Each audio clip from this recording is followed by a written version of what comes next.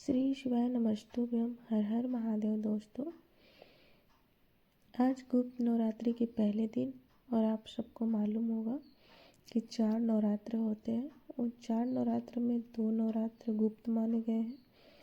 जो नवरात्र आता है जो आज से प्रारंभ हुआ है, कहते हैं अगर कोई स्थिर होकर एकांत में बैठकर भगवान शंकर के नाम का मात्र संबोधन श्रवण कर लेता है, सुन लेता है, गुनगुना लेता है, शिव को याद कर लेता, तो कहते हैं शिव और शक्ति की दोनों की कृपा उसके ऊपर बनी रहती है। आज से नवरात्रि प्रारंभ हुए हैं 9 दिन तक। यह गुप्त नवरात्रि के 9 दिन अगर आपको ऐसा लगता है कि शिव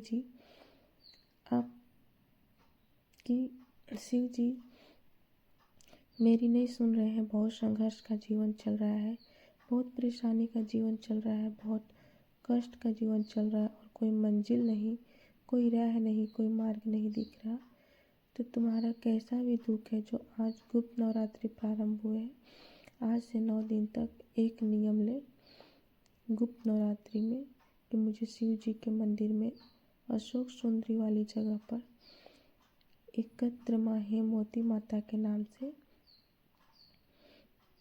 एक बेलपत्र अशोक सुंदरी वाली जगह पर समर्पित करूंगी। 9 दिन का एक नियम धारण करो और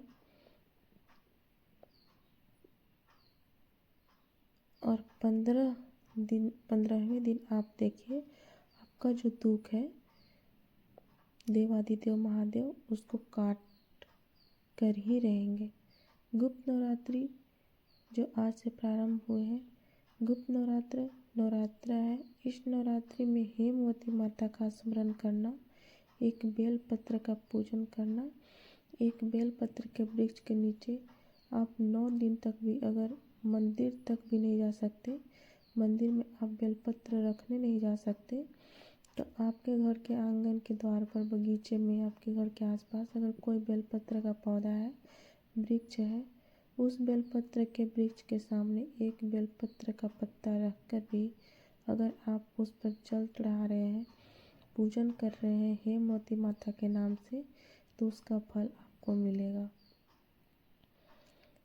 और मान लो बेलपत्र का वृक्ष भी नहीं है, हम मंदिर भी नहीं जा सकते, हम कहीं नहीं जा सकते, घर से बाहर कैसे निकले, पानी तेज है, जल वृष्टि हो रही है, बहुत सा पानी है, तो क्या करें। अपने घर में जो शिवलिंग है, आपके घर में जो शिवलिंग है, उसी शिवलिंग के साक्षी में, सम्मुख में अगर हेमवती माता का नाम लेकर अगर एक बेल पत्र समर्पित करेंगे 9 दिवस तक, तो उसका फल मिलेगा जरूर आपको। और कौन से माता का नाम लेकर करना है? हेमवती माता के नाम से। यह शिव महापुराण की कथा कहती है, जब माता पार्वती जी हिमालय राज के घर में प्रकटी थी और हिमालयों की कंदरा में बैठकर माँ पार्वती जी तप साधना में लीन हुई। जितनी परीक्षा भगवान शंकर ले सकते थे, शिव जी ने सारी परीक्षा ली। ब्रह्मदेव परीक्षा लेने आए, भगवान नारायण परीक्षा लेने आए, इंद्रदेव आए, सप्त ऋषि आए, सारे साधु संतों को परीक्षा लेने भेजा, पर माँ उन परीक्षाओं में पास होती चली गई। तब भगवान शंकर ने दर्शन देकर कहा, पार्वती आज से तुम्हारा नाम हेमवती रहेगा। सुनो पार्वती, तुम्हारे इस नाम की आराधना जो तुम्हारे गुप्त स्वरूप में करेगा, उसको मनवांछित फल की प्राप्ति होगी। और वो फल आज कथा अगर प्रारंभ हुई है और आप लोगों को मौका मिला है, तो इस कथा का स्मरण अपने जीवन में जरूर करें। अगर इस गुप्त नवरात्रि के अंतर्गत 9 लाल फूल और 5 श्वेत पुष्प, ये दोनों लोग कहते हैं गुप्त नवरात्रि में हम देवी की आराधना करें, गुप्त नवरात्रि में हम भगवान की आराधना करें। पर शिव महापुराण की कथा कह रही है, भगवान शंकर का चरित्र कथा है। अगर आपने देवी भागवत का स्मरण किया हो या भगवान शिव की एक पवित्र आनंदमय तथा स्कंद पुराण के काशी खंड में अगर सुनी हो, अगर उसमें भी नहीं पढ़ पाए हो तो श्रृंगी ऋषि के चरित्र में आता है। श्रृंगी ऋषि बाबा ने वर्णन किया है कि किसी भी स्थान पर यदि हमारे घर में 2 शिवलिंग है, अगर नहीं है तो किसी अपने घर के गमले में, बगीचे में 2 पार्थिव लिंग का निर्माण करें। उसमें एक शिव जी का स्मरण करें और एक माता पार्वती जी का स्मरण। एक पर 9 पुष्प लाल और एक पर श्वेत पुष्प 5 समर्पित करें। बाबा की आराधना करें, घी का दीप लगाएं, पूजन करें और बाद में उन शिवलिंग को, उन पुष्पों को विसर्जन करें। किसी भी नदी में, तालाब में, बावड़ी में, वहाँ नहीं विसर्जन कर सकते हैं तो किसी वृक्ष के नीचे उनका विसर्जन। और यह नवरात्र है जो गुप्त नवरात्र है, इस महीने में जो गुप्त नवरात्र आती है, इसी के अंतर्गत इसका पूजन करना है।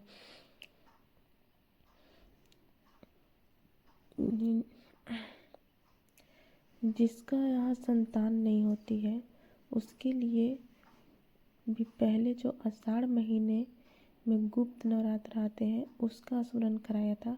चाहे गुप्त नवरात्र हो, चाहे सर्व नवरात्र हो, केवल देवी की आराधना कर रहे हैं और सोचे कि हम माता जी की आराधना कर रहे हैं और माता जी हम पर प्रसन्न हो, तो शिव महापुराण की कथा कहती है कोई सी भी नवरात्रि में अगर आप शंकर भगवान की आराधना के साथ देवी की आराधना करेंगे तो शिव महापुराण की कथा कहती है महादेव शिव और शक्ति दोनों ही कृपा जरूर करते हैं। यह निश्चित, अगर शिव पुराण की कथा को देखें तो माता पार्वती जी अपने तप को कर रही है।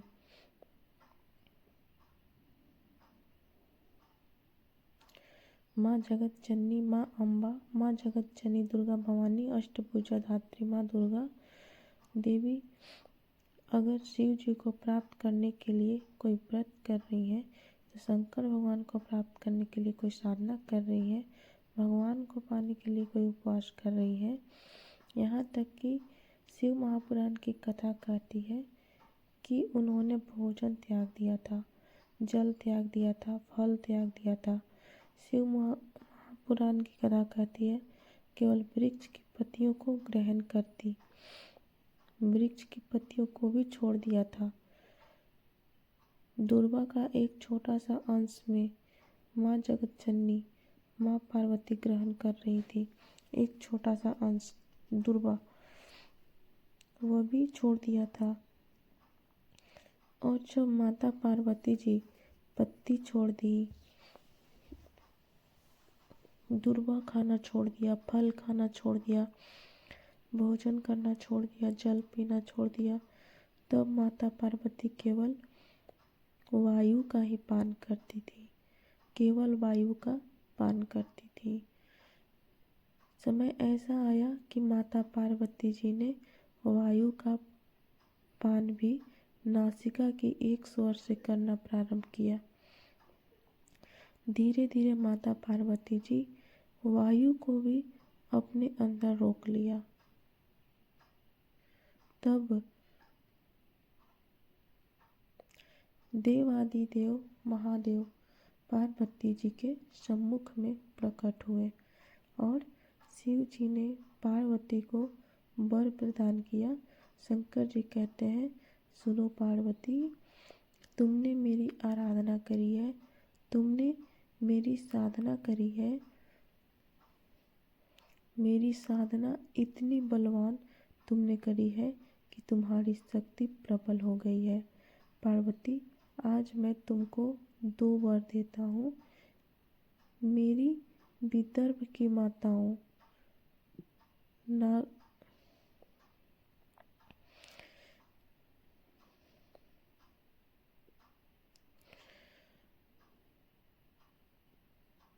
इस नवरात्रि के अवसर पर दिल से सुनना, तो निश्चित आपकी झोली खाली नहीं रहेगी। मेरे देवादिदेव महादेव के घर आपके दर पर कोई आता है तो वो खाली नहीं जाता है। दर से तुम्हारे खाली न जाता है महादेव।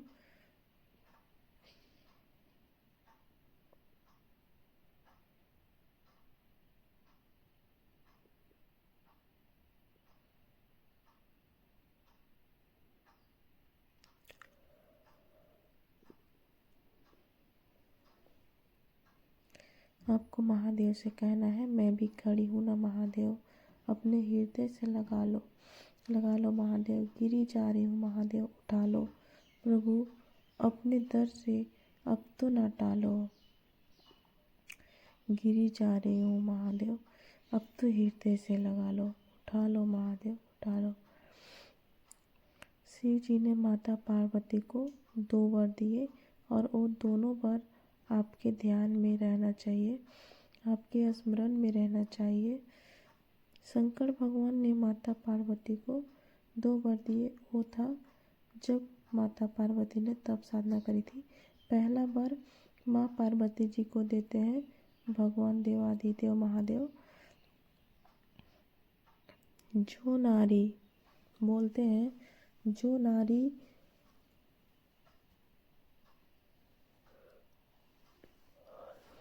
नारी या जो पुरुष, कोई बेटी, कोई बेटा, जो पुरुष साधु संत महात्मा सन्यासी त्यागी बैरागी, कोई बालक कोई बुजुर्ग, जब भी किसी व्रत को धारण करेगा, कोई भी व्रत हमने अपनी जिंदगी में उठा लिया और कोई व्रत धारण करेगा तो शंकर भगवान कहते हैं उस व्रत को पूर्ण करने की शक्ति बल पार्वती तुम और मैं, शिव और शक्ति दोनों प्रदान करेंगे। जब भी कोई व्रत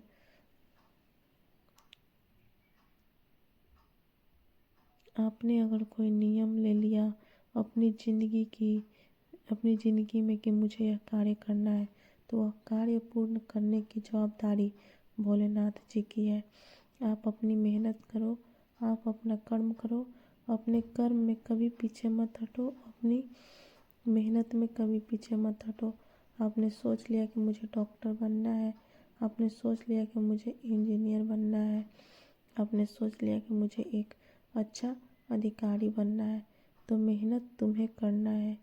जितनी कर सकते हो उतनी मेहनत करो, जितना कर्म कर सकते हो उतना कर्म करो, जितनी पढ़ाई कर सकते हो उतनी पढ़ाई करो।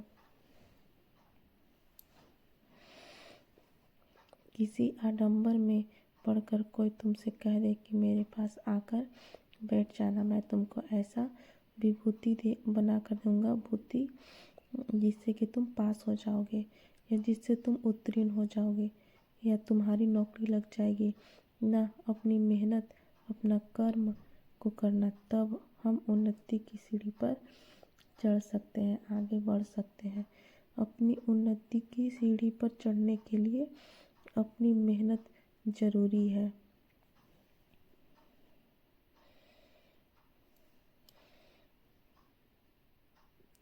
आप अगर मेहनत करोगे ही नहीं और सोचो कि आप बहुत ऊपर की ओर बढ़ जाओ तो बड़ा कठिन है।